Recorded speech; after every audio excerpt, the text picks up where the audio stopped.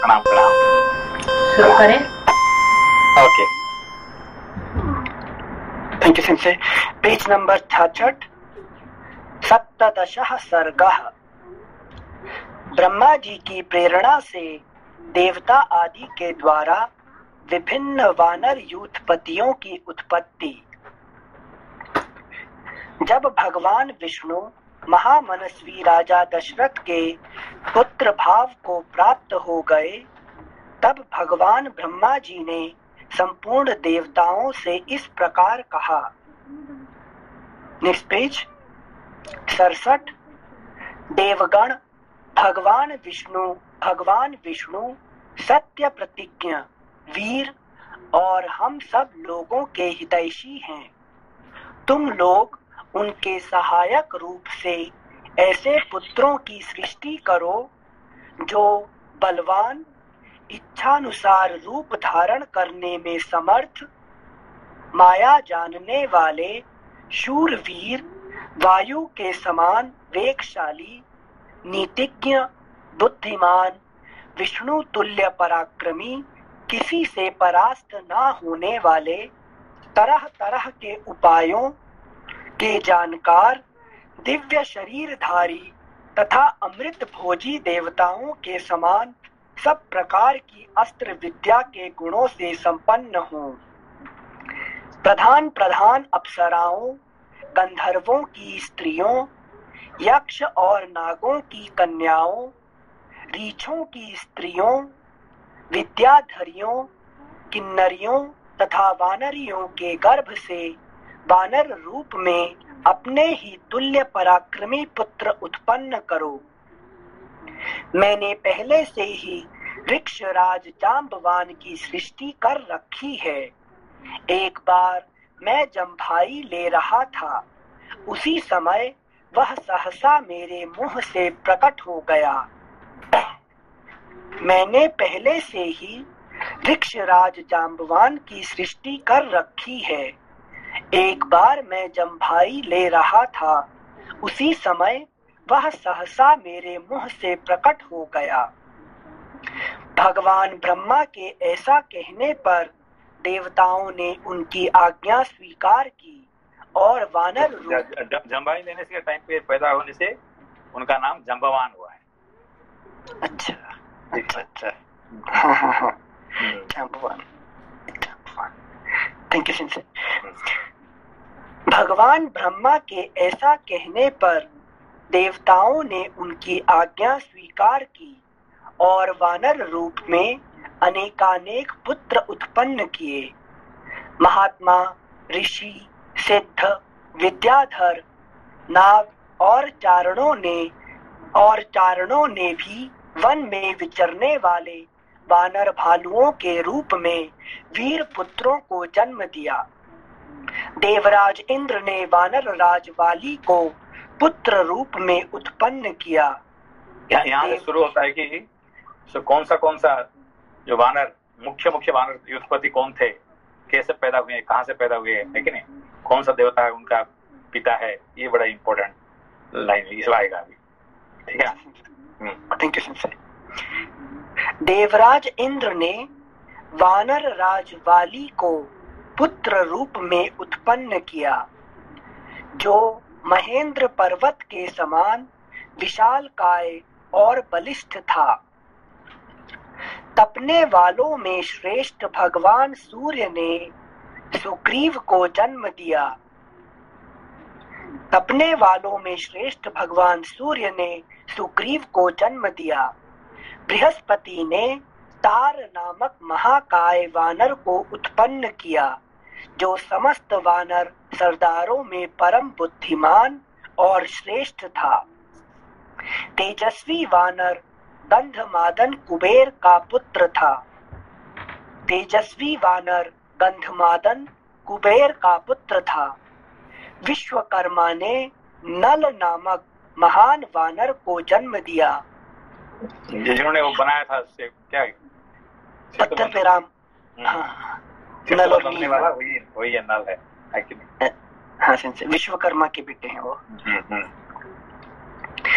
तेजस्वी वानर गंधमादन कुबेर का पुत्र था। विश्वकर्मा ने नल नामक महान वानर को जन्म दिया। अच्छा, विश्वकर्मा है तो सिंस उनका बेटा भी बना ही रहा है। ओके। अग्नि के समान तेजस्वी श्रीमान नील साक्षात अग्निदेव का ही पुत्र था। वह पराक्रमी वानर तेज, यश और बल वीर्य में सबसे बढ़कर था। एक मिनट से हम सूर्य, ओके, सूर्य से सुग्रीव थे। जैसे ये इंद्र जी का तो समझ सके थोड़ा इंटेलेक्चुअली लगा के वाली वाला, सूर्य ने सुग्रीव को जन्म दिया। से इसका पीछे कुछ रिलेशन है क्या? सुग्रीव जो अच्छे सूर्य पुत्र है ना, उसका सूर्य जैसे तेज था, ये था सब, इसलिए तो भगवान उसके साथ दोस्ती की है ना। अच्छा, सब मतलब क्या कहते हैं, पूरा मित्रता की उसके साथ, है कि नहीं? अच्छा अच्छा, भगवान एक के साथ मित्रता की है, वो है सुग्रीव ही। सुग्रीव, हाँ। ओके संजय। श्लोक संख्या 13। अग्नि के समान तेजस्वी श्रीमान नील साक्षात अग्निदेव का ही पुत्र था। वह पराक्रमी वानर तेज, यश और बल वीर्य में सबसे बढ़कर था। रूप वैभव से संपन्न सुंदर रूप वाले दोनों अश्विनी कुमारों ने स्वयं ही महेंद और द्विविद को जन्म दिया था। द्विविद संजय, द्विविद वानर तो धूर्त टाइप नहीं था जो हाँ, जो परेशान किया था? हाँ। अच्छा। Thank you Sanjay. वरुण ने सुषेण नामक वानर को उत्पन्न किया और महाबली पर्जन्य ने शरभ को जन्म दिया।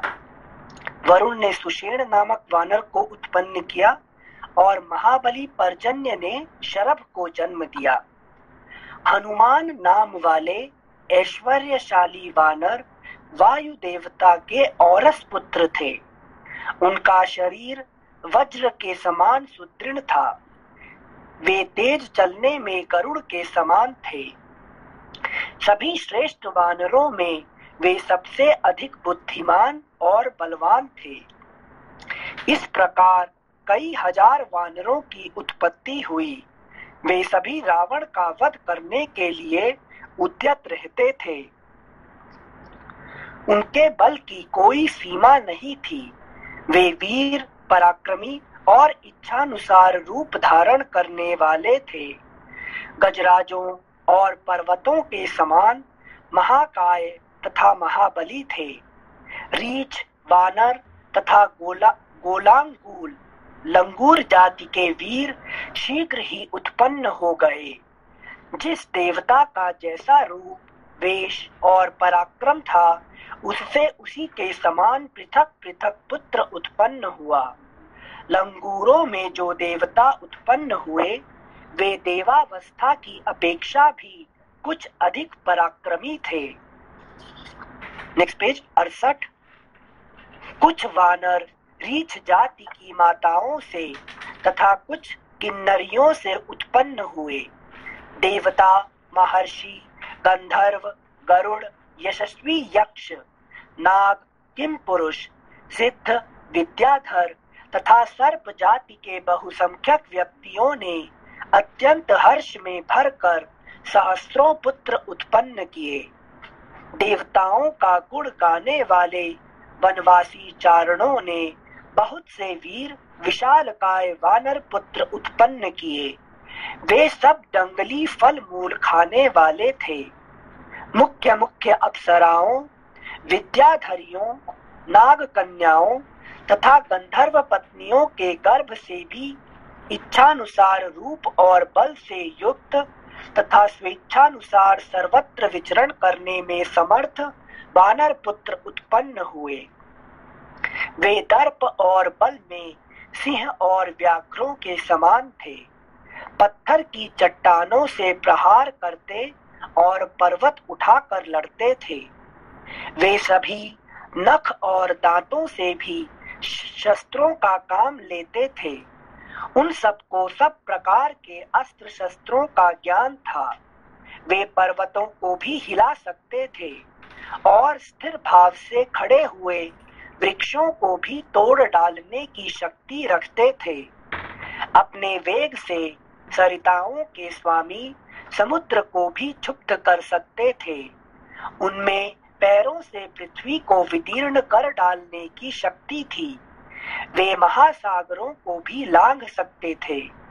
वे चाहें तो आकाश में घुस जाएं, बादलों को हाथों से पकड़ लें तथा वन में वेग से चलते हुए मतवाले गजराजों को भी बंदी बना लें। घोर शब्द करते हुए आकाश में उड़ने वाले पक्षियों को भी वे अपने सिंहनाद से गिरा सकते थे। ऐसे बलशाली और इच्छानुसार रूप धारण करने वाले महाकाय वानर यूथपति करोड़ों की संख्या में उत्पन्न हुए थे। वे वानरों के प्रधान यूथों के भी यूथपति थे। उन यूथपतियों ने भी ऐसे वीर वानरों को उत्पन्न किया था जो यूथपों से भी श्रेष्ठ थे। वे और ही प्रकार के वानर थे। इस प्रकार इन प्राकृत वानरों से विलक्षण थे। वे और ही प्रकार के वानर थे। इन प्राकृत वानरों से विलक्षण थे। उनमें से सहस्त्रों वानर यूथपति ऋक्षवान पर्वत के शिखरों पर निवास करने लगे। दूसरों ने नाना प्रकार के पर्वतों और जंगलों का आश्रय लिया। इंद्र कुमार वाली और सूर्य नंदन सुग्रीव ये दोनों भाई थे। इंद्र कुमार वाली और सूर्य नंदन सुग्रीव ये दोनों भाई थे। समस्त वानर यूथपति उन दोनों भाइयों की सेवा में उपस्थित रहते थे। इसी प्रकार वे नल नील, हनुमान तथा अन्य वानर सरदारों का आश्रय लेते थे।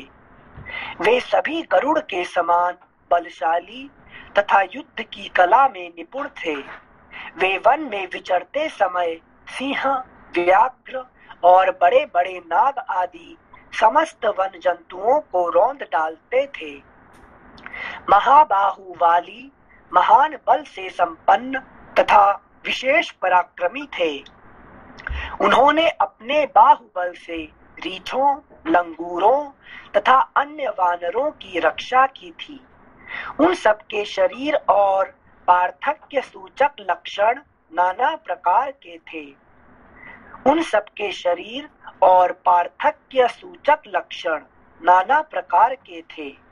वे शूरवीर वानर पर्वत, वन और समुद्रों सहित समस्त भूमंडल में फैल गए। यहाँ पे जो गया 31 नंबर में क्या ये सब वानर जो है प्राकृत वानर से विलक्षण थे। समझ में ना? नहीं समझ में आता। नहीं सिंसे प्राकृत मतलब सिंसे ऑर्डिनरी क्या नॉर्मल जो नॉर्मल जो ऑर्डिनरी जो बंदर होते हैं, ऑर्डिनरी बंदर और ये भी बंदर है मगर इनमें बहुत फर्क है, ये कह रहे हैं कि नहीं? तो ये जो साधारण बंदर तो बंदर ही होते हैं, उनका ना बुद्धि है ना ज्ञान है ना उनको कुछ कौशल है। पर ये जो हनुमान है कि नहीं, जो बाली, सुग्रीव है कि ये सब जो है ये कोई साधारण प्राकृत वानर नहीं थे, लेकिन ये सब देवताओं का अंश से पैदा होने से इनका पास विलक्षण गुण था उनके पास। ठीक है ना? अच्छा, मतलब स्पेशल स्किल। हाँ, अच्छा। विलक्षण कहने का मतलब डिफरेंशिएट कर रहे हैं ऑर्डिनरी। विलक्षण means it is very special quality, मतलब उससे मतलब ये देवता का गुण था उनका पास, है कि नहीं? अच्छा। भैया जी, हाँ भैया जी नमस्कार। नमस्कार। भैया जी एक प्रश्न था। ये कहीं पे मैंने सुना था कि ये जो वानर थे, खासतौर पे ये जो पूरी इनकी पंक्ति थी, हाँ किष्किंधा में जो ये वानर थे, ये किसी ने कहा कि ये जो पुराने टाइम में जैसे अभी हम किताबों में पढ़ते हैं कि एक तो होमोसेपियंस होते हैं, एक ऑस्ट्रेलोपिथेकस और एक ऐसे निएंडरथल वगैरह कई तरह के पुराने वो रहे हैं, मतलब जो आजकल किताब पढ़ने में आता है। तो क्या ये लोग वही थे क्या या कुछ अलग थे? कुछ इसमें आप बता सकते हैं क्या? नहीं, इनको कहते हैं कि किम पुरुष, है कि नहीं? इनको कहते हैं किम पुरुष। गीता में भी आता है किम पुरुषाणाम हनुमान का जितने किम पुरुष है मैं 10वां अध्याय में गीता में भगवान कृष्ण कहते हैं कि जितने किम पुरुष है उनमें से मैं हनुमान हूँ। तो ये जो देवता और मनुष्य, ये वानर पशुओं का जो योनि से पैदा होते हैं देवता, इनको कहा जाता है किम पुरुष कहा जाता है, ठीक है ना। तो यहाँ का जो रामायण में जो वर्णन आता है, ये सब ये कोई साधारण वानर नहीं है, साधारण ग्रुप नहीं है। ये क्या कहते हैं, भगवान का कार्य करने के लिए इन्होंने वानर रूप में, रीछ रूप में, लेकिन इन्होंने पैदा हुए हैं, ठीक है ना। तो वो कोई साधारण ये नहीं था ये। अच्छा जी भैया। ये देवता को अंश से पैदा हुए थे। जैसे कहते कि बाली है इंद्र का बेटा है, सुग्रीव जो है ये सूर्य का बेटा है कि नहीं, नल है विश्वकर्मा का बेटा है। इस तरह से सारे देवताओं का गर्भ से एक औरत से पैदा हुए सब, है कि नहीं। एक यहाँ पे संदर्भ आता है सुषेण का भी। सुषेण भी अभी मेरे सामने किताब नहीं है, सुषेण जो है एक किसी और देवता के पुत्र थे। सुषेण जब आया ना, कौन सा नंबर का भी, वरुण का संचय, वरुण का हाँ, वरुण भगवान की बेटा है सुषेण। 15 नंबर श्लोक में 15 नंबर में आता है सुषेण जो है वरुण का बेटा है। अच्छा हाँ जी। और पर्जन्य का बेटा है शरभ, है क्या। सबका सभी का वर्णन यहाँ पे आता है इस चैप्टर में। ये सब ब्रह्मा जी का कहने से, ब्रह्मा जी सारे देवताओं को कहे कि भाई देखो भगवान विष्णु राम बन के पैदा हुए हैं और आप सब लोग अपना आप जाके उनका सहाय करिए, लेकिन रावण को मारने के लिए और उनका काम में सहाय करिए। इसीलिए सारे ये पैदा होते हैं। इसलिए हनुमान जी का रोल क्या है, इनका 2 रोल है। एक तो है कि वायु का देवता है और ये शिव जी का भी अंश है। शंकर सुबाना केसरी नंदना, केसरी का बेटा है, लेकिन ये केसरी का बेटा है, फिर वायुदेव का बेटा है, फिर शिव जी का बेटा है। ये तीनों का होने के कारण से इनका स्पेशल क्वालिटी इनका आ जाता है तीनों का। लेकिन शंकर सुबाना केसरी नंदना, है कि नहीं। हाँ जी। थैंक यू भैया। सेंसे यहाँ पर स्पेशल मेंशन, मतलब पशु योनि, जैसे आप सैटरडे की क्लास में भी समझाए थे कि यूजुअली हम जब मनुष्य योनि से नीचे गिरेंगे तो पशु योनि मिलती है। तो यहाँ पर स्पेशली डिस्क्राइब करने के लिए कि ये कर्मों की वजह से नहीं बंदर योनि में पैदा हो रहे हैं, फॉर अ पर्टिकुलर पर्पज, या कॉन्शियसली ये डिसीजन लिए कि पशु योनि में पैदा हो। नहीं, इसमें 2 है। एक तो है उन्होंने गलती किए थे, गलती करने की वजह से उनको एक बार उनको जाना पड़ा पशु योनि में, है कि नहीं। ये भी है। अच्छा, कर्म थ्योरी है मतलब वहाँ पर। इसमें उन्होंने गलत कर्म थोड़ा कुछ किए थे जिसकी वजह से उनको पशु योनि को प्राप्त हुआ था, ये भी है। और दूसरा है पशु योनि जाना तो है, फिर भगवान का काम क्यों नहीं करें, है कि नहीं। Very good. इसीलिए हमारे रसखान कहते हैं कि मुझे पशु योनि देना है भगवान, मुझे दे देना, है कि नहीं, मगर लेकिन वृंदावन में गाय बना देना मुझे, लेकिन जो कृष्णा मेरे पीछे भागेंगे, है कि नहीं। से गंगा की स्तुति में भी आता ना, कमठो मीना। कमठो मीना। Thank you sensei. श्लोक संख्या 35। जैसे यह वानर होकर भी, किम पुरुष होकर भी इनके पास सुपर नेचुरल पावर था। सो हम मनुष्य हैं, सो हम मनुष्य होकर how can we beat the age, like how can we go beyond anti-aging so that we can remain young and with vitality? नहीं, you are young and you are vitality। ये जो हम लोग ब्रह्म होने के से हम यंग हमेशा है कि नहीं। we are ever young। हम कभी ओल्ड होते हैं क्या? नहीं, कभी नहीं होते, क्योंकि जब ब्रह्म कभी उसका कभी बूढ़ा नहीं होता है, शरीर बूढ़ा हो जाता है, मगर ब्रह्म है कि आत्मा ब्रह्म कभी उसका उम्र घटता नहीं है, उसका रोग नहीं होता है। शरीर को तो कुछ भी हो सकता है कि नहीं। पर शरीर को हम कैसे ताकतवर बना सकते हैं ताकि until the age of 100 we can remain powerful? हाँ, इसको कहते हैं जीवेम शरद शतम, लिविंग 100 ऑटम, मतलब हेल्दी लाइफ। इसके लिए आयुर्वेद, योग, है कि नहीं, ध्यान, ये सब पूरा धर्म, इसमें से आप करके जिएंगे तो आप भी मतलब ऐसे ही शरीर को भी आप भी कर सकते हैं। पर शरीर अपना धर्म देने क्या फर्क पड़ेगा, है कि नहीं। मगर खुद हम देखिए, कोई भी बड़े जो है महान व्यक्ति है, स्वामी विवेकानंद कितने साल जिंदा रहे? 31 और 33 बहुत कम। भाई ये मैं अपना शंकराचार्य कितने समय तक रहे, है कि कोई भी महान व्यक्ति जो है ज्यादा लंबा नहीं रहना नहीं चाहता है, रहना नहीं चाहता है कि नहीं। तो भीष्म जी कहे मुझे रहना पड़ा क्योंकि मैंने गलती किया था, है कि नहीं तो मेरा भाई लोग तो एक दिन में चले गए, है कि नहीं। उनका जो साथ में आए थे ये तो सब एक दिन देख के चले गए, और मैं ही तो सबसे ज्यादा पाप किया था, इसीलिए मुझे सबसे ज्यादा लंबा रहना पड़ा, है कि नहीं।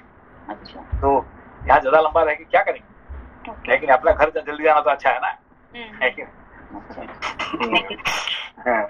परिस्थिति क्या कहते हैं, है कि नहीं। जो सुखदेव जी कहते हैं कि आप चाहे तो और थोड़ा लंबा रह सकते हैं, मैं आपको ऐसा कर सकता हूँ, है कि नहीं। नहीं मुझे जल्दी जाना है मुझे, है कि नहीं, मुझे मत रखो यहाँ पे, है कि नहीं। संसार शंकराचार्य को याद किया आज जयंती है। हाँ आज जयंती है शंकराचार्य, है कि नहीं। श्लोक संख्या 35। महाबाहु वाली महान बल से संपन्न तथा विशेष पराक्रमी थे। उन्होंने अपने बाहुबल से रीछों, लंगूरों तथा अन्य वानरों की रक्षा की थी। उन सबके शरीर और पार्थक्य सूचक लक्षण नाना प्रकार के थे। वे शूर वीर वानर पर्वत, वन और समुद्रों सहित समस्त भूमंडल में फैल गए। श्लोक संख्या 37। वे वानर यूथपति, मेघ समूह तथा पर्वत शिखर के समान विशालकाय थे। उनका बल महान था, उनके शरीर और रूप भयंकर थे। भगवान श्री राम की सहायता के लिए प्रकट हुए उन वानर वीरों से यह सारी पृथ्वी भर गई थी। इस प्रकार श्री वाल्मीकि निर्मित आर्ष रामायण आदि काव्य के बाल कांड में 17वां सर्ग। Next page. अभी हम लोग जितने अभी तक शास्त्र पढ़े हैं, है कि नहीं, सब शास्त्र में एक नंबर कौन है, ये रामायण है। लेकिन वाल्मीकि रामायण का बराबर कोई शास्त्र है ही नहीं, है कि नहीं। सबसे एक नंबर का शास्त्र जो है रामायण, है कि नहीं। तो इसमें सब कुछ जितने चैप्टर आता है सभी चैप्टर जो है ब्यूटीफुल है कि नहीं। थैंक यू सिंह से, कृपा सिंह से। बेस है ना वाल्मीकि रामायण। हाँ, वाल्मीकि रामायण का बराबर का कोई भी शास्त्र नहीं है कि नहीं। चाहे महाभारत हो कि कोई पुराण हो, सारे कहते हैं क्या, हम लोग तो इनको कॉपी करते हैं, है कि नहीं। वाल्मीकि जी का कॉपी करते हैं हम अपना कहाँ लिखते हैं, है कि नहीं। धन्यवाद सर। जैसे ये जो राम जी की लीला के सूत्रधार एक जो है नारद जी जन्म लेके नहीं आए थे क्या? जो सारा चीज तो उन्हीं की वजह से लिखा गया, बट वो खुद जन्म नहीं लिए इस लीला में। अच्छा, ये नारद जी नहीं, नारद जी का जो असली जो रूप होता है वो कभी उनका हमेशा एक ही ये रहता है, रोल रहता है। वो अच्छा जन्म लेते हैं, मगर सूत्रधार रूप है, जो देवर्षि रूप जो है हमेशा उनका एक ही रहता है। अच्छा, सूत्रधार है वो। ओके। तो मतलब वो चाहे जो भी लीला होगी वो उसी रूप में रहेंगे सिर्फ। हाँ, क्योंकि बिना नारद जी के इसमें कोई पुराण कोई शास्त्र बन ही नहीं सकता, है कि नहीं। तो इसे वो देवर्षि है तो उनका रूप वो यूजुअली वो लेते हैं। मतलब जैसे कि आप यहाँ देखेंगे उनका आता है, कभी कभी क्या आता है, मगर उनका जो मेन रूप जो है वो हमेशा एक ही रहता है। अच्छा, ठीक है सिंसे, क्योंकि सिंसे सब कोई जन्म ले रहा था तो हमें लगा नारद जी कैसे हर समय। Thank you sensei. Next page number 69। 18 सर्गः। राजाओं तथा ऋष्य श्रृंग को विदा करके राजा दशरथ का रानियों सहित पुरी में आगमन। श्री राम, भरत, लक्ष्मण तथा शत्रुघ्न के जन्म, संस्कार, शील स्वभाव एवं सद्गुण, राजा के दरबार में विश्वामित्र का आगमन और उनका सत्कार। ये भी एक बहुत बड़ा अच्छा ब्यूटीफुल चैप्टर है कि नहीं। Thank you. महामना राजा दशरथ का यज्ञ समाप्त होने पर देवता लोग अपना अपना भाग ले जैसे आए थे वैसे लौट गए। दीक्षा का नियम समाप्त होने पर राजा अपनी पत्नियों को साथ ले सेवक, सैनिक और सवारियों सहित पुरी में प्रविष्ट हुए। भिन्न भिन्न देशों के राजा भी जो उनके यज्ञ में सम्मिलित होने के लिए आए थे, महाराज दशरथ द्वारा यथावत सम्मानित हो मुनिवर वशिष्ठ तथा ऋष्यशृंग को प्रणाम करके प्रसन्नता पूर्वक अपने अपने देश को चले गए। अयोध्यापुरी से अपने घर को जाते हुए उन श्रीमान नरेशों के शुभ्र सैनिक अत्यंत हर्षमग्न होने के कारण बड़ी शोभा पा रहे थे। उन राजाओं के विदा हो जाने पर श्रीमान महाराज दशरथ ने श्रेष्ठ ब्राह्मणों को आगे करके अपनी पुरी में प्रवेश किया। राजा द्वारा अत्यंत सम्मानित हो ऋष्यशृंग मुनि भी शांता के साथ अपने स्थान को चले गए। उस समय सेवकों सहित बुद्धिमान महाराज दशरथ कुछ दूर तक उनके पीछे पीछे उन्हें पहुंचाने गए थे। इस प्रकार उन सब अतिथियों को विदा करके सफल मनोरथ हुए राजा दशरथ पुत्रोत्पत्ति की प्रतीक्षा करते हुए वहां बड़े सुख से रहने लगे। यज्ञ समाप्ति के पश्चात जब 6 ऋतुएं बीत गईं, तब 12वें मास में चैत्र के शुक्ल पक्ष की नवमी तिथि को पुनर्वसु नक्षत्र एवं कर्क लग्न में कौसल्या देवी ने दिव्य लक्षणों से युक्त सर्वलोक वंदित जगदीश्वर श्री राम को जन्म दिया। उस समय सूर्य, मंगल, शनि, गुरु और शुक्र ये 5 ग्रह अपने अपने उच्च स्थान में विद्यमान थे तथा लग्न में चंद्रमा के साथ बृहस्पति विराजमान थे।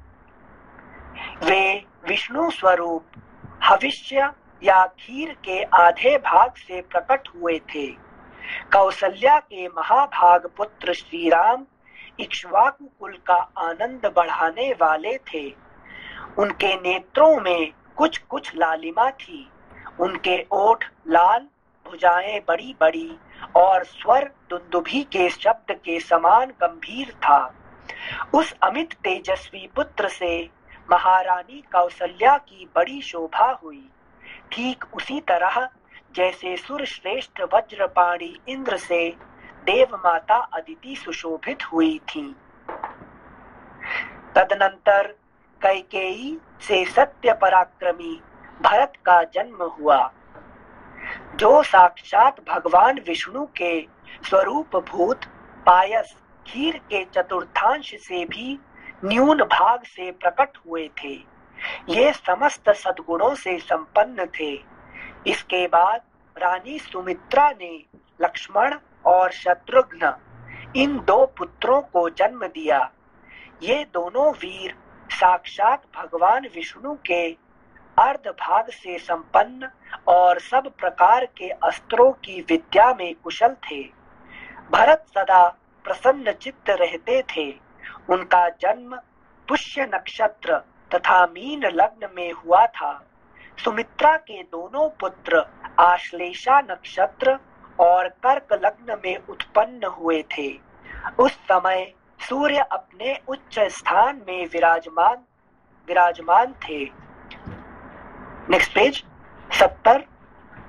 राजा दशरथ के ये चारों महामनस्वी पुत्र पृथक पृथक गुणों से संपन्न और सुंदर थे। ये भाद्रपदा नामक 4 तारों के समान कांतिमान थे। इनके जन्म के समय गंधर्वों ने मधुर गीत गाए, अप्सराओं ने नृत्य किया, देवताओं की दुंदुभियां बजने लगी तथा आकाश से फूलों की वर्षा होने लगी। अयोध्या में बहुत बड़ा उत्सव हुआ। मनुष्यों की भारी भीड़ एकत्र हुई। गलियां और सड़कें लोगों से खचाखच भरी थीं। बहुत से नट और नर्तक वहां अपनी कलाएं दिखा रहे थे। वहां सब और गाने बजाने वाले तथा दूसरे लोगों के शब्द गूंज रहे थे। दीन दुखियों के लिए लुटाए गए सब प्रकार के रत्न वहां बिखरे पड़े थे। राजा दशरथ ने सूत, मागध और बंदी जनों को देने योग्य पुरस्कार दिए तथा ब्राह्मणों को धन एवं सहस्रों गोधन प्रदान किए। 11 दिन बीतने पर महाराज ने बालकों का नामकरण संस्कार किया। फुटनोट: रामायण तिलक के निर्माता ने मूल के एकादशाह शब्द को सूतक के अंतिम दिन का उपलक्षण माना है। उनका कहना है कि यदि ऐसा न माना जाए तो क्षत्रियस्य द्वादशाहं सूतकम, क्षत्रिय को 12 दिनों का सूतक लगता है। इस स्मृति वाक्य से विरोध होगा। अतः राम जन्म के 12 दिन बीत जाने के बाद 13वें दिन राजा ने नामकरण संस्कार किया, ऐसा मानना चाहिए। Footnote ends. 11 दिन बीतने पर महाराज ने बालकों का नामकरण संस्कार किया। उस समय महर्षि वशिष्ठ ने प्रसन्नता के साथ सबके नाम रखे। उन्होंने ज्येष्ठ पुत्र का नाम राम रखा। श्री राम महात्मा परमात्मा थे। कैकेयी कुमार का नाम भरत तथा सुमित्रा के एक पुत्र का नाम लक्ष्मण और दूसरे का शत्रुघ्न निश्चित किया। जैसे एक मिनट, श्लोक 16 में एक फुटनोट पढ़ना भूल गए थे, जैसे पढ़ देते हैं। ये भाद्रपदा नामक 4 तारों के समान कांतिमान थे। फुटनोट 1 प्रोष्ठपदा कहते हैं भाद्रपदा नक्षत्र को। उसके 2 भेद हैं, पूर्व भाद्रपदा और उत्तर भाद्रपदा। इन दोनों में 2-2 तारे हैं। यह बात ज्योतिष शास्त्र में प्रसिद्ध है। Footnote ends. श्लोक संख्या 23। राजा ने ब्राह्मणों, पुरवासियों तथा जनपद वासियों को भी भोजन कराया। ब्राह्मणों को बहुत से उज्जवल रत्न समूह दान किए। महर्षि वशिष्ठ ने समय समय पर राजा से उन बालकों के जात कर्म आदि सभी संस्कार करवाए थे। उन सब में श्री रामचंद्र जी ज्येष्ठ होने के साथ ही अपने कुल की कीर्ति ध्वजा को फहराने वाली पताका के समान थे। वे अपने पिता की प्रसन्नता को बढ़ाने वाले थे। सभी भूतों के लिए वे स्वयंभू ब्रह्मा जी के समान विशेष प्रिय थे। राजा के सभी पुत्र वेदों के विद्वान और शूरवीर थे। सब के सब लोकहितकारी कार्यों में संलग्न रहते थे। सभी ज्ञानवान और समस्त सद्गुणों से संपन्न थे। उनमें भी सत्य पराक्रमी श्री रामचंद्र जी सबसे अधिक तेजस्वी और सब लोगों के विशेष प्रिय थे। वे निष्कलंक चंद्रमा के समान शोभा पाते थे। उन्होंने हाथी के कंधे और घोड़े की पीठ पर बैठने तथा रथ हाँकने की कला में भी सम्मान पूर्ण स्थान प्राप्त किया था। वे सदा धनुर्वेद का अभ्यास करते और पिताजी की सेवा में लगे रहते थे। लक्ष्मी की वृद्धि करने वाले लक्ष्मण बाल्यावस्था से ही श्री रामचंद्र जी के प्रति अत्यंत अनुराग रखते थे। लक्ष्मी की वृद्धि करने वाले लक्ष्मण बाल्यावस्था से ही श्री रामचंद्र जी के प्रति अत्यंत अनुराग रखते थे। सर, वे सर ये लक्ष्मी जी की वृद्धि करने वाले लक्ष्मण जी, इसका क्या तात्पर्य है? समझ ये जो वशिष्ठ जी नामकरण करते हैं ना ये चारों का, तो क्यों इनको जी पूछते हैं, अपना दशरथ जी पूछते हैं कि भाई आपने जो नाम रखा है इसका मतलब क्या है?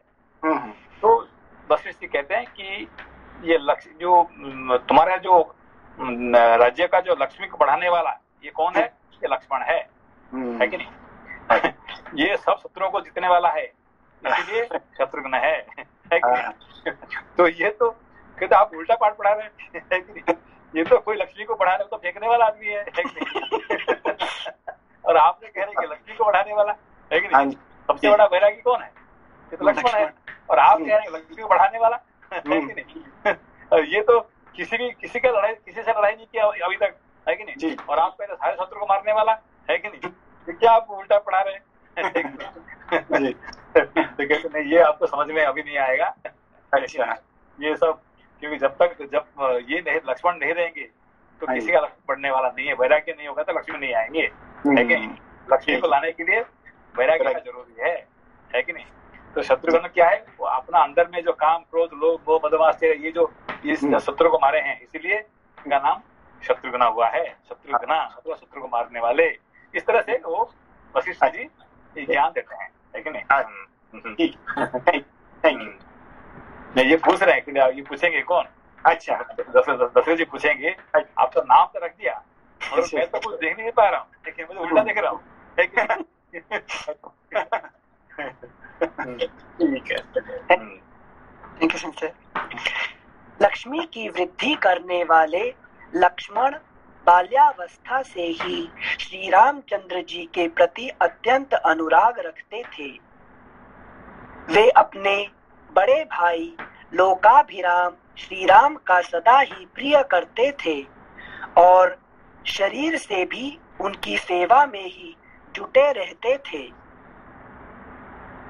Next page number 71। शोभा संपन्न लक्ष्मण श्री रामचंद्र जी के लिए बाहर विचरने वाले दूसरे प्राण के समान थे। पुरुषोत्तम श्री राम को उनके बिना नींद भी नहीं आती थी। यदि उनके पास उत्तम भोजन लाया जाता तो श्री रामचंद्र जी उसमें से लक्ष्मण को दिए बिना नहीं खाते थे। जब श्री रामचंद्र जी घोड़े पर चढ़कर शिकार खेलने के लिए जाते, उस समय लक्ष्मण धनुष लेकर उनके शरीर की रक्षा करते हुए पीछे पीछे जाते थे। इसी प्रकार लक्ष्मण के छोटे भाई शत्रुघ्न भरत जी को प्राणों से भी अधिक प्रिय थे और वे भी भरत जी को सदा प्राणों से भी अधिक प्रिय मानते थे। इन 4 महान भाग्यशाली प्रिय पुत्रों से राजा दशरथ को बड़ी प्रसन्नता प्राप्त होती थी। ठीक वैसे ही जैसे 4 देवताओं दिक्पालों से ब्रह्मा जी को प्रसन्नता होती है। वे सब बालक जब समझदार हुए तब समस्त सद्गुणों से संपन्न हो गए। वे सभी लज्जाशील, यशस्वी, सर्वज्ञ और दूरदर्शी थे। ऐसे प्रभावशाली और अत्यंत तेजस्वी उन सभी पुत्रों की प्राप्ति से राजा दशरथ लोकेश्वर ब्रह्मा की भांति बहुत प्रसन्न थे। वे पुरुष सिंह राजकुमार प्रतिदिन वेदों के स्वाध्याय, पिता की सेवा तथा धनुर्वेद के अभ्यास में दत्तचित्त रहते थे। एक दिन धर्मात्मा राजा दशरथ पुरोहित तथा बंधु बांधवों के साथ बैठकर पुत्रों के विवाह के विषय में विचार कर रहे थे। मंत्रियों के बीच में विचार करते हुए उन महामना नरेश के यहाँ महातेजस्वी महामुनि विश्वामित्र पधारे। महातेजस्वी महामुनि विश्वामित्र पधारे। वे राजा से मिलना चाहते थे। उन्होंने द्वारपालों से कहा, तुम लोग शीघ्र जाकर महाराज को यह सूचना दो कि कुशिक वंशी गाधिपुत्र विश्वामित्र आए हैं। कुशिक वंशी गाधिपुत्र विश्वामित्र आए हैं। उनकी यह बात सुनकर भगवान राम जी का जिंदगी में ये विश्वामित्र का आगमन जो है बहुत बड़ा मोड़ देता है कि नहीं? ये आने के बाद इनका जिंदगी में बहुत कुछ बदल जाता है। ठीक है ना? ध्यान तो परिपक्व कराते हैं कौन? विश्वामित्र जी। विश्वामित्र जी। अच्छा, थैंक यू सेंसे। उनकी यह बात सुनकर सेंसे राम जी के जीवन में वशिष्ठ जी और विश्वामित्र जी हाँ, ये एक्चुअली क्या है कि वशिष्ठ और विश्वामित्र जो है ये एक दूसरे का विरोधी माना जाते हैं। मतलब राम जी इन दोनों को क्या कर दिए हैं, संगम कर दिए। हाँ। ये राम जी का स्पेशलिटी क्या है कि जो कि किसी ने भी एक्चुअली हमेशा जो सूर्य वंश में क्या था कि ये दोनों का अंदर में हमेशा लड़ाई होता था, है कि नहीं? हाँ। सिर्फ राम जी क्या करते हैं, ये दोनों को सामंजस्य बैठा, दोनों को काम लगा देते हैं। थैंक यू सेंसर, ये विवेक का पावर है सेंसर, विवेक का पावर है कि नहीं? हाँ सेंसर, थैंक यू। श्लोक संख्या 40। उनकी यह बात सुनकर वे द्वारपाल दौड़े हुए राजा के दरबार में गए। वे सब विश्वामित्र के उस वाक्य से प्रेरित होकर क्यों दौड़ भागे? सब लोग भागे क्यों? कुशिक वंशी गादिपुत्र। विश्वामित्र का आगमन जब होता है सूर्य वंश में, इनका डेंजर आ जाता है कि नहीं?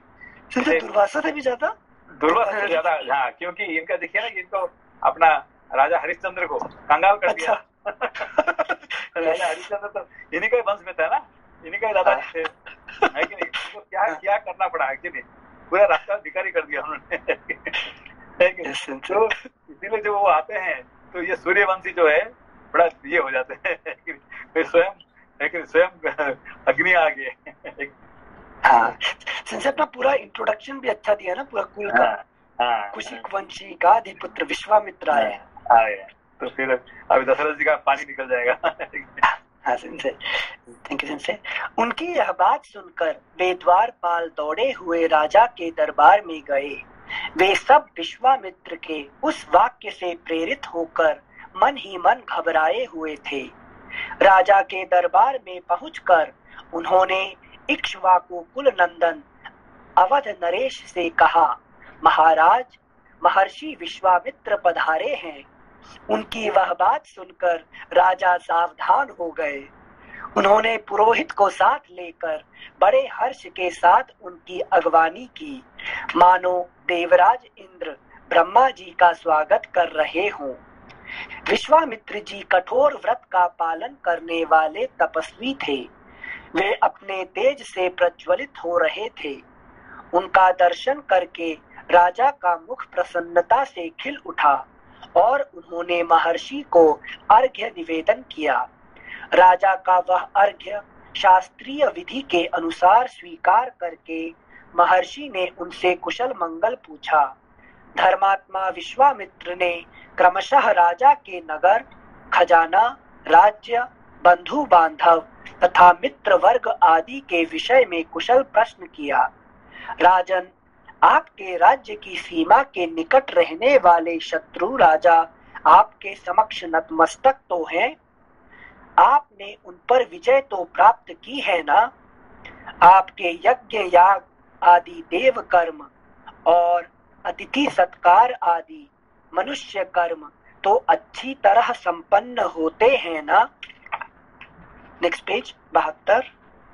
इसके बाद महाभाग मुनिवर विश्वामित्र ने वशिष्ठ जी तथा अन्यान्य ऋषियों से मिलकर उन सबका यथावत कुशल समाचार पूछा।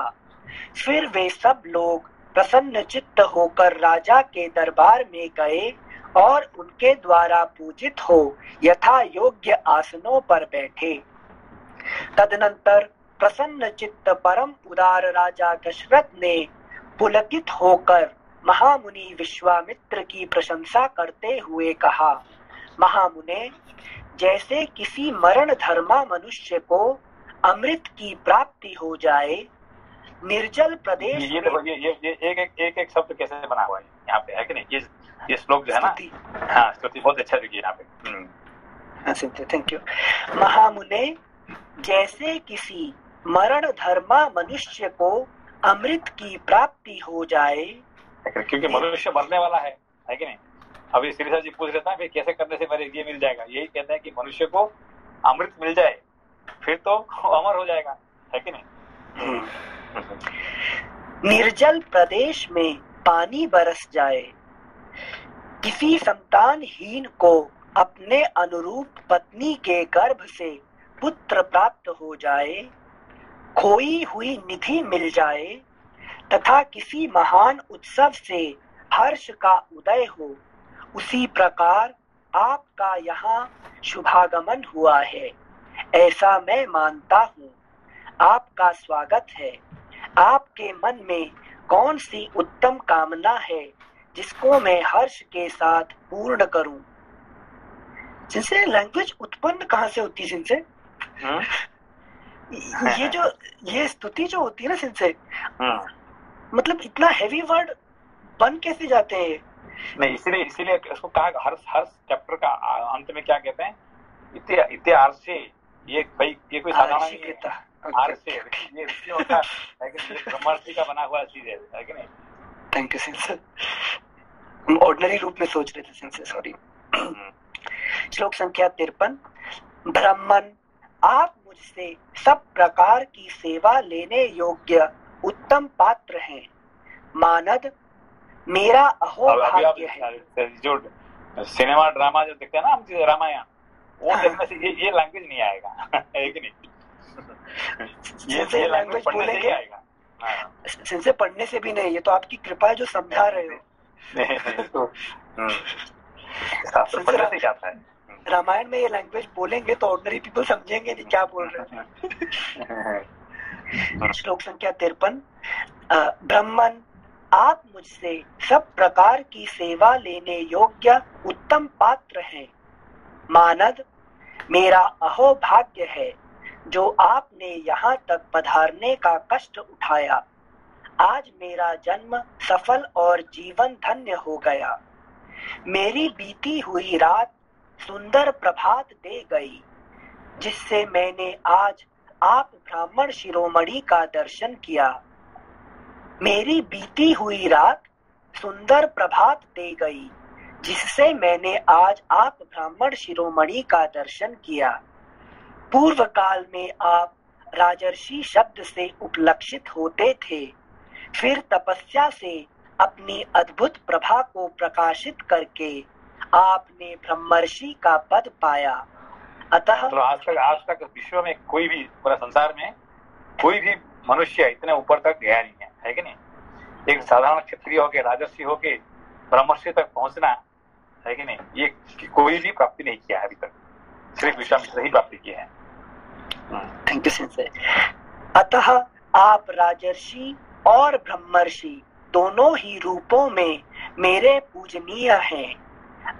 मैं कोशिश कर रहा हूँ एक राजर्षि बनने के लिए। कौन? दशरथ कह रहे हैं मैं राजर्षि बनने के लिए कोशिश कर रहा हूँ। ब्रह्मर्षि तो मेरे लिए बहुत बहुत दूर की बात है कि नहीं? ब्रह्मर्षि इसलिए आप पूजनीय तो है ही है, और मेरा काम के लिए, है कि नहीं, आप मुझे आशीर्वाद करिए कि मैं राजर्षि बन सकूं, है कि नहीं?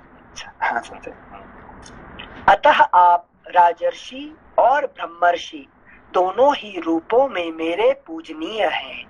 आपका जो यहाँ मेरे समक्ष शुभागमन हुआ है, यह परम पवित्र और अद्भुत है। प्रभो, आपके दर्शन से आज मेरा घर तीर्थ हो गया। मैं अपने आप को पुण्य क्षेत्रों की यात्रा करके आया हुआ मानता हूँ। बताइए, आप क्या चाहते हैं? आपके शुभागमन का शुभ उद्देश्य क्या है? उत्तम व्रत का पालन करने वाले महर्षि, मैं चाहता हूँ कि आपकी कृपा से अनुग्रहित होकर आपके अभीष्ट मनोरथ को जान लूं और अपने अभ्युदय के लिए उसकी पूर्ति करूं। एक मिनट फिर से पढ़ते से। उत्तम व्रत का पालन करने वाले महर्षि, मैं चाहता हूँ कि आपकी कृपा से अनुग्रहित होकर आपके अभीष्ट मनोरथ को जान लूं और अपने अभ्युदय के लिए उसकी पूर्ति करूं। कार्य सिद्ध होगा या नहीं, ऐसे संशय को अपने मन में स्थान न दीजिए। आप जो भी आज्ञा देंगे मैं उसका पूर्ण रूप से पालन करूंगा, क्योंकि सम्माननीय अतिथि होने के नाते आप मुझ गृहस्थ के लिए देवता हैं। ब्राह्मण, आज आपके आगमन से मुझे संपूर्ण धर्मों का उत्तम फल प्राप्त हो गया। यह मेरे महान अभ्युदय का अवसर आया है। मनस्वी नरेश के कहे हुए ये विनय युक्त वचन, जो हृदय और कानों को सुख देने वाले थे, सुनकर विख्यात गुण और यश वाले शम दम आदि सद्गुणों से संपन्न महर्षि विश्वामित्र बहुत प्रसन्न हुए। इस प्रकार श्री वाल्मीकि निर्मित आर्ष रामायण आदि काव्य के बाल कांड में 18वां सर्ग। 19वां सर्ग। विश्वामित्र के मुख से श्री राम को साथ ले जाने की मांग सुनकर राजा दशरथ का दुखित एवं मूर्छित होना। अभी तक जो मांगे मैं दे दूं।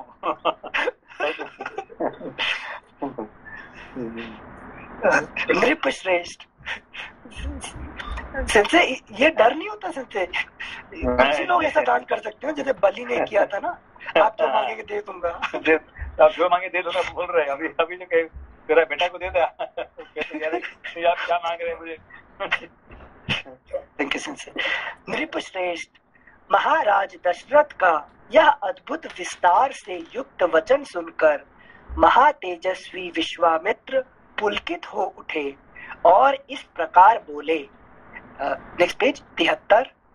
राजसिंह, ये बातें आपके ही योग्य हैं। इस पृथ्वी पर दूसरे के मुख से ऐसे उदार वचन निकलने की संभावना नहीं है। क्यों ना हो, आप महान कुल में उत्पन्न हैं और वशिष्ठ जैसे ब्रह्मर्षि आपके उपदेशक हैं। अच्छा, अब जो बात मेरे हृदय में है उसे सुनिए। नृपश्रेष्ठ, सुनकर उस कार्य को अवश्य पूर्ण करने का निश्चय कीजिए। अभी देखिए, आप जो सुनिए और निश्चय करिए। तो डायरेक्शन आ गया। आपने मेरा कार्य सिद्ध करने की प्रतिज्ञा की है। इस प्रतिज्ञा को सत्य कर दिखाइए। पुरुष प्रवर, मैं सिद्धि के लिए एक नियम का अनुष्ठान करता हूँ। उसमें इच्छानुसार रूप धारण करने वाले 2 राक्षस विघ्न डाल रहे हैं। मेरे इस नियम का अधिकांश कार्य पूर्ण हो चुका है। अब उसकी समाप्ति के समय वे 2 राक्षस आ धमके हैं।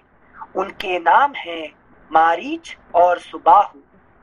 वे दोनों बलवान और सुशिक्षित हैं। उन्होंने मेरी यज्ञ वेदी पर रक्त और मांस की वर्षा कर दी है। इस प्रकार उस समाप्त प्राय नियम में विघ्न पड़ जाने के कारण मेरा परिश्रम व्यर्थ गया और मैं उत्साहहीन होकर उस स्थान से चला आया। पृथ्वीनाथ, उनके ऊपर अपने क्रोध का प्रयोग करूं, उन्हें शाप दे दूं, ऐसा विचार मेरे मन में नहीं आता है, क्योंकि वह नियम ही ऐसा है जिसको आरंभ कर देने पर किसी को शाप नहीं दिया जाता। अतः देखिए, यहाँ पे इंटरेस्टिंग है कि मैं चाहता हूँ तो शाप देकर उसको ध्वंस कर सकता हूँ, मगर वो नहीं करना चाहता हूँ मैं, है कि नहीं?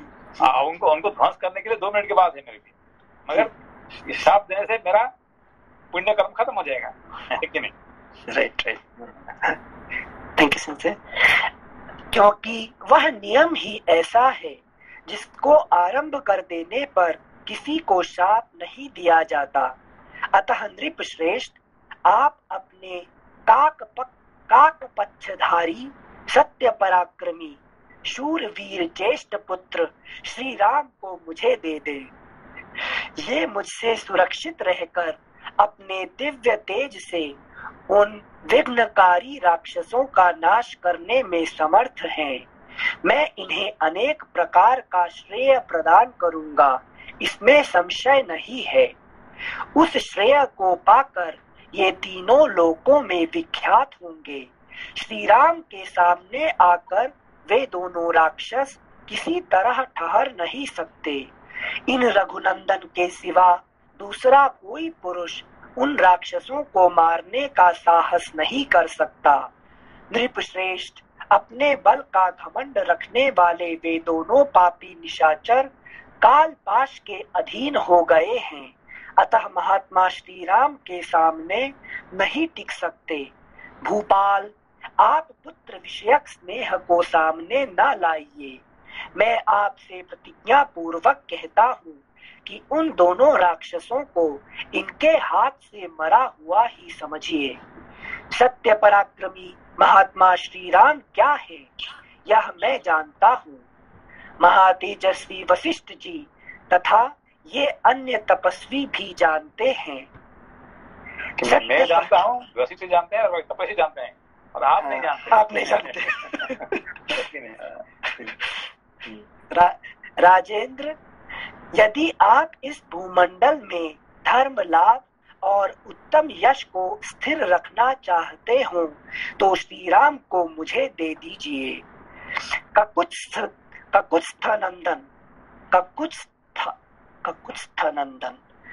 ककुत्स्थनंदन, यदि वशिष्ठ आदि आपके सभी मंत्री आपको अनुमति दें तो आप श्री राम को मेरे साथ विदा कर दीजिए। मुझे राम को ले जाना अभीष्ट है। ये भी बड़े होने के कारण अब आसक्ति रहित हो गए हैं। अतः आप यज्ञ के अवशिष्ट 10 दिनों के लिए अपने पुत्र कमल नयन श्री राम को मुझे दे दीजिए। Next page 74। रघुनंदन, आप ऐसा कीजिए जिससे मेरे यज्ञ का समय व्यतीत ना हो जाए। आपका कल्याण हो। आप अपने मन को शोक और चिंता में ना डालिए। यह धर्म और अर्थ से युक्त वचन कहकर धर्मात्मा महातेजस्वी परम बुद्धिमान विश्वामित्र जी चुप हो गए। विश्वामित्र का यह शुभ वचन सुनकर महाराज दशरथ को पुत्र वियोग की आशंका से महान दुख हुआ। वे उससे पीड़ित हो सहसा कांप उठे और बेहोश हो गए। थोड़ी देर बाद जब उन्हें होश आया तब वे भयभीत हो विषाद करने लगे। विश्वामित्र मुनि का वचन राजा के हृदय और मन को विदीर्ण करने वाला था। उसे सुनकर उनके मन में बड़ी व्यथा हुई। वे महामनस्वी महाराज अपने आसन से विचलित हो मूर्छित हो गए। इस प्रकार श्री वाल्मीकि निर्मित आर्ष रामायण आदि काव्य के बाल कांड में 19वां सर्ग। विंशः सर्गः। राजा दशरथ का विश्वामित्र को अपना पुत्र देने से इनकार करना और विश्वामित्र का कुपित होना। विश्वामित्र जी का वचन सुनकर नृप श्रेष्ठ दशरथ 2 घड़ी के लिए संज्ञा शून्य से हो गए। फिर सचेत होकर इस प्रकार बोले, महर्षि, मेरा कमल नयन राम अभी पूरे 16 वर्ष का भी नहीं हुआ है। मैं इसमें राक्षसों के साथ युद्ध करने की योग्यता नहीं देखता। यह मेरी अक्षौहिणी सेना है जिसका मैं पालक और स्वामी भी हूँ। इस सेना के साथ मैं स्वयं ही चलकर उन निशाचरों के साथ युद्ध करूंगा। ये मेरे शूरवीर सैनिक जो अस्त्र विद्या में कुशल और पराक्रमी हैं, राक्षसों के साथ जूझने की योग्यता रखते हैं। अतः इन्हें ही ले जाइए। राम को ले जाना उचित नहीं होगा। मैं स्वयं ही हाथ में धनुष ले युद्ध के मुहाने पर रहकर आपके यज्ञ की रक्षा करूंगा और जब तक इस शरीर में प्राण रहेंगे तब तक निशाचरों के साथ लड़ता रहूंगा। मेरे द्वारा सुरक्षित होकर आपका नियमानुष्ठान बिना किसी विघ्न बाधा के पूर्ण होगा। अतः मैं ही वहां आपके साथ चलूंगा। आप राम को न ले जाइए। मेरा राम अभी बालक है। इसने अभी तक युद्ध की विद्या ही नहीं सीखी है। यह दूसरे के बलाबल को नहीं जानता है। न तो यह अस्त्र बल से संपन्न है और न युद्ध की कला में निपुण ही। अतः यह राक्षसों से युद्ध करने योग्य नहीं है, क्योंकि राक्षस माया से छल कपट से युद्ध करते हैं। इसके सिवा राम से वियोग हो जाने पर मैं 2 घड़ी भी जीवित नहीं रह सकता। मुनि श्रेष्ठ, इसलिए आप मेरे राम को न ले जाइए। अथवा ब्राह्मण, यदि आपकी इच्छा राम को ही ले जाने की हो तो चतुरंगिणी सेना के साथ मैं भी चलता हूँ, मेरे साथ इसे ले चलिए।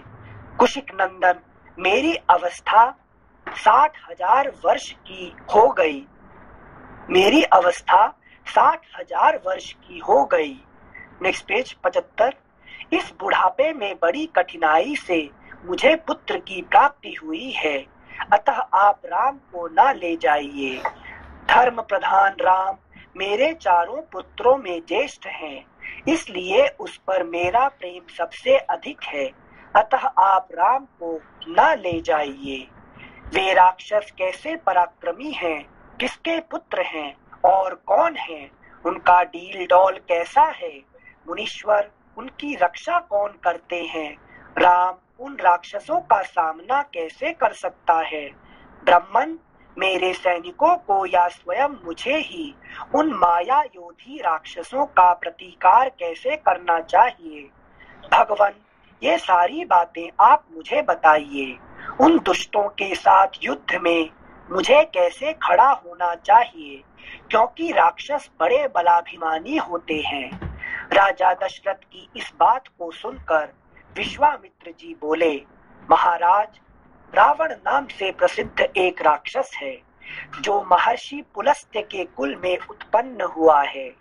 उसे ब्रह्मा जी से मुँह मांगा वरदान प्राप्त हुआ है, जिससे महान बलशाली और महापराक्रमी होकर बहुसंख्यक राक्षसों से घिरा हुआ वह निशाचर तीनों लोकों के निवासियों को अत्यंत कष्ट दे रहा है।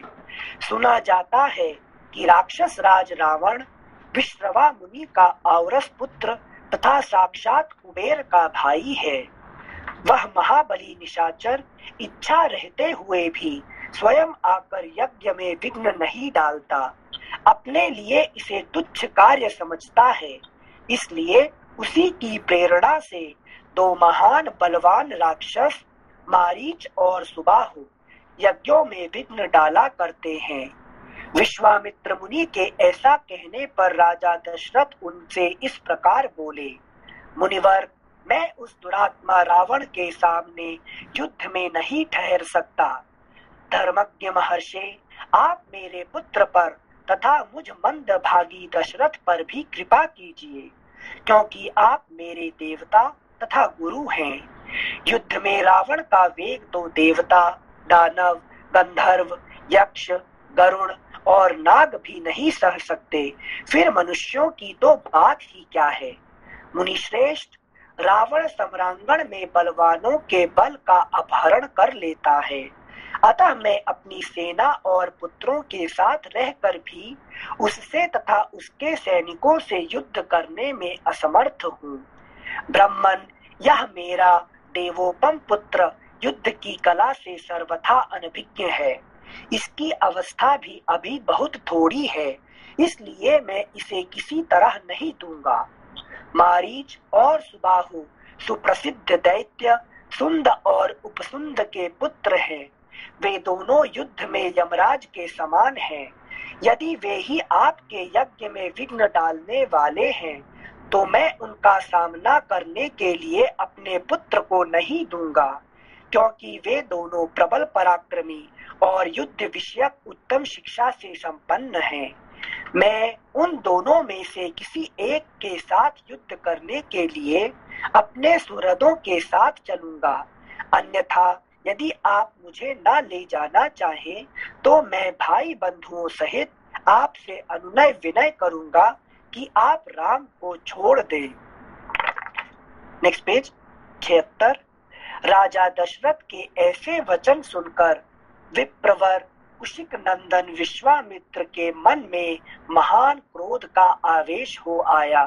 जैसे यज्ञशाला में अग्नि को भली भांति आहुति देकर घी की धारा से अभिषिक्त कर दिया जाए और वह प्रज्वलित हो उठे, उसी तरह अग्नि तुल्य तेजस्वी महर्षि विश्वामित्र भी क्रोध से जल उठे।